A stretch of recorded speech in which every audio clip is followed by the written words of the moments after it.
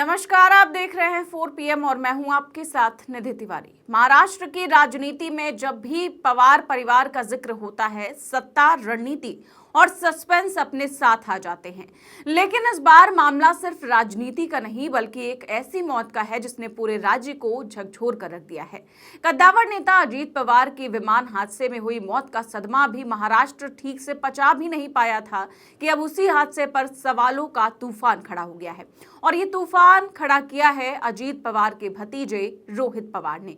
रोहित पवार ने जो कहा है, उसने इस हादसे को एक साधारण दुर्घटना से उठाकर सियासी और जांच के कटघरे में लाकर खड़ा कर दिया है और बड़े खुलासे की बात कह दी है रोहित पवार ने।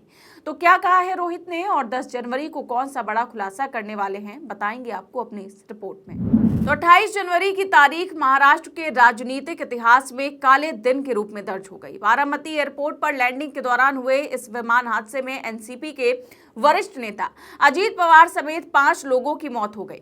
शुरुआती रिपोर्ट्स में इसे तकनीकी खराबी और खराब मौसम की वजह से हुई दुर्घटना बताया गया। प्रशासन ने भी यही रुख अपनाया और हादसे को दुर्भाग्यपूर्ण लेकिन सामान्य विमान दुर्घटना बताया। लेकिन राजनीति में सामान्य कुछ भी नहीं होता। समय बीतता गया, शोक सभाएं हुई, श्रद्धांजलियां दी गई और पवार परिवार ने सार्वजनिक तौर पर एकजुटता दिखाई। लेकिन इस खामोशी के भीतर कुछ सवाल पल रहे थे, ऐसे सवाल जो अब खुलकर सामने आ चुके हैं। अजीत पवार की मौत का गम अभी कम भी नहीं हुआ था कि अब इस पर एक गहरा सस्पेंस खड़ा हो गया है। शरद पवार के विधायक और अजीत पवार के भतीजे रोहित पवार ने एक ऐसा बयान दिया है जिसने सियासी हलकों में खलबली मचा दी है। दरअसल बारामती में जिला परिषद चुनाव के लिए वोट डालने के बाद जब रोहित पवार मीडिया के सामने आए तो किसी को अंदाजा नहीं था कि वो महाराष्ट्र की राजनीति को हिलाने वाला बयान देने जा रहे हैं।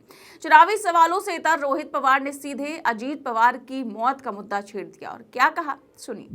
आज सत्ता की आंखों में आंखें डालकर पत्रकारिता करना बेहद मुश्किल हो गया है। हम पर मुकदमों से लेकर चैनल को बंद करने का दबाव बनाया जा रहा है। मुश्किल दौर है लेकिन हम हार नहीं मानेंगे।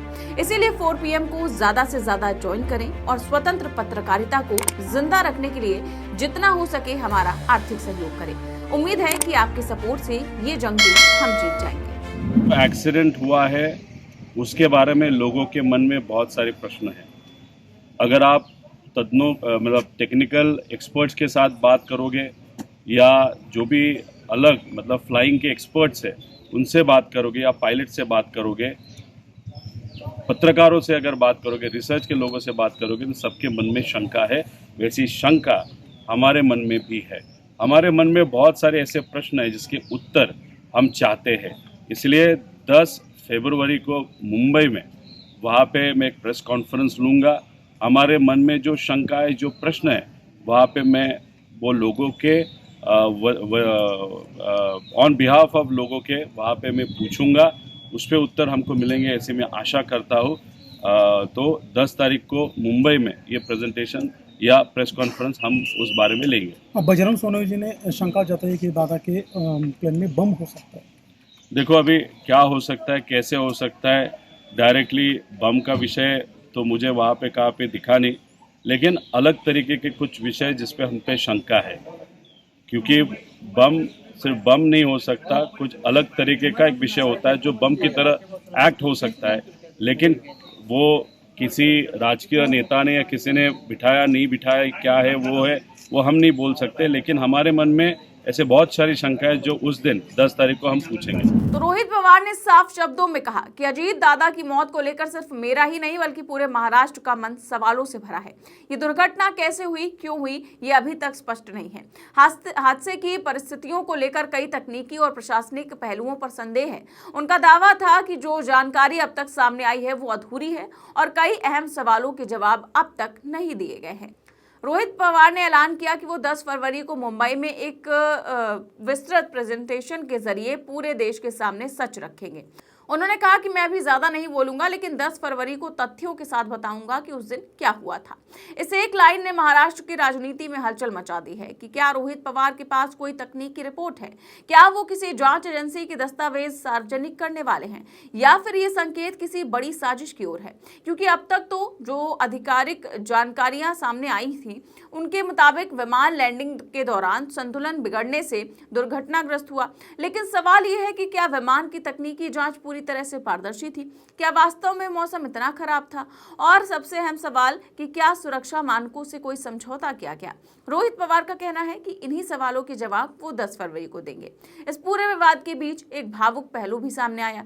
रोहित पवार ने अजीत पवार को याद करते हुए कहा कि दादा की हमेशा से यही इच्छा रही थी कि एनसीपी के दोनों धड़े फिर से एक हो जाएं। उन्होंने कहा कि अजीत पवार ने परिवार और पार्टी को एक करने की कोशिश आखिरी सांस तक की। रोहित ने यह भी बताया कि जिला परिषद चुनाव में दोनों गुटों का एक साथ आना, एक ही चुनाव चिन्ह घड़ी पर लड़ना अजीत पवार की ही इच्छा का नतीजा है।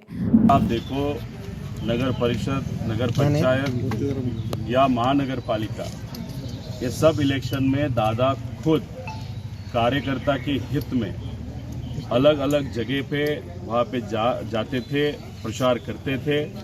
मतलब एक बंदा अकेला अपने कार्यकर्ताओं के लिए और पार्टी के लिए लड़ते हुए अब हम सब ने वहाँ पे देखा है। उनके पास बहुत सारे नेता है, लेकिन जब भी हम वो प्रचार को देखते थे तो दादा अकेला लड़ते थे। आज भी अगर आप देखो, दादा होते तो आज भी दादा हर एक ज़िला में जाके अपने कार्यकर्ता को चुन के लाने के लिए वहाँ पे प्रयास करते हैं। अनफॉर्चुनेटली आज दादा हमारे साथ नहीं है। दादा के साथ हम जब भी बात करते थे, जब टिकट की बात होती थी या जो चिन्ह है, तुतारी हो या जो वॉच का सिंबल है, उसके बारे में जब भी चर्चा होती थी, तब दादा के मन में था कि मेरे कार्यकर्ता चुन के आने चाहिए, उनकी पार्टी ताकत से आनी चाहिए। वो उनकी इच्छा उस टाइम थी। अनफॉर्चुनेटली आज की परिस्थिति अगर देखें, उनकी वो इच्छा, ये अंतिम इच्छा हम कह सकते हैं। आज बारामती तालुका में जब से मुझे मतदान का अधिकार वहाँ पे मिला है, तब से यहाँ पे आके पिंपली में मैं मतदान करता हूँ। और आज अगर आप देखो तो मेरा मतदान वहाँ पे हुआ है और मैं आशा करता हूँ कि दादा की जो इच्छा थी कार्यकर्ताओं के लिए, जिला परिषद के लिए, वो डेफिनेटली जो मतदार है, जो कार्यकर्ता है, नागरिक है, सबके कारण वो उनकी अंतिम इच्छा ये पूरी होगी। ये बयान ये दिखाता है कि जहां एक तरफ राजनीतिक संदेह गहराता जा रहा है, तो वहीं दूसरी ओर परिवार एकता और भावनाओं की बात कर रहा है।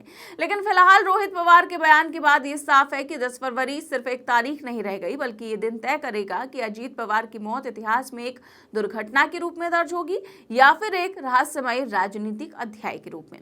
फिलहाल महाराष्ट्र उस दिन का इंतजार कर रहा है, इंतजार उस प्रेजेंटेशन का, उन तथ्यों का और उस सच का जो या तो संदेह को खत्म करेगा या फिर राजनीति की सबसे बड़ी मिस्ट्री में से एक को जन्म देगा।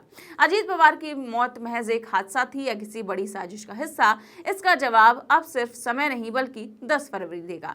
आपको क्या लगता है, क्या 10 फरवरी को कोई तकनीकी रिपोर्ट सामने आएगी और साजिश का पर्दाफाश होगा? जो भी आपको लगता है हमें कमेंट बॉक्स में अपनी राय जरूर दें। चैनल को सब्सक्राइब भी करें और ज्वाइन भी करें। नमस्कार।